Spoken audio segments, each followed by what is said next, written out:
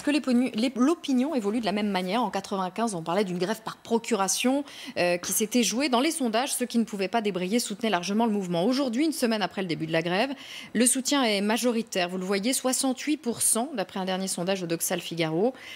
Hier, un autre sondage Harris Interactive nous indiquait un soutien à 59%, donc un peu moins fort. Et surtout, hier, il était en recul de 9 points en 3 jours. Est-ce le signe, Patrick Stefanini, d'une opinion volatile?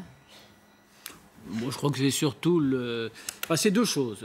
D'abord, le Premier ministre a apporté dans son intervention mercredi un certain nombre de précisions qui étaient de nature à rassurer un certain nombre de Françaises et de Français. Et puis par ailleurs, la situation à Paris et dans la région parisienne est insupportable en termes d'organisation de la vie quotidienne, de transport, etc. Donc c'est pas anormal que l'opinion publique commence tout doucement à faire mouvement. Vous qualifiez justement cette réforme des retraites de malédiction.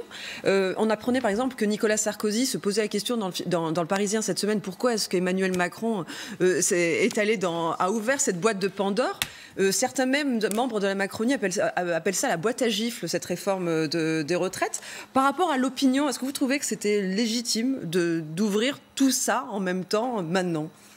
Non, moi je pense que le fait d'avoir voulu traiter simultanément la suppression des régimes spéciaux, à laquelle aujourd'hui une majorité de Français aspirent, avec la mise en place d'un système inconnu des Français qui est la retraite à points, on n'aurait pas dû faire ces deux choses-là ensemble. On aurait dû les décaler dans le temps. Et le calendrier, il a été imposé aussi, comme le disait Audrey, par les Gilets jaunes qui ont fait qu'on ne pouvait pas réformer tant qu'il y avait le problème des Gilets jaunes, d'où le calendrier qui s'est un peu retardé. En partie, mais je veux dire, il n'y a pas non plus le feu au lac, si j'ose dire, en termes d'équilibre financier. Vous pensez, comme certains gouvernements, qu'on aurait dû, comme Richard Ferrand, qui pense qu'on aurait dû faire ça, par exemple, je ne sais pas, commencer lors de la prochaine législature, soit on commençait par le système de la retraite à points, et puis un an plus tard, on attaquait le problème des régimes spéciaux. Mais là, avoir voulu faire les deux choses en même temps, incontestablement, madame, comme on dit, qui trop embrasse mal étreint.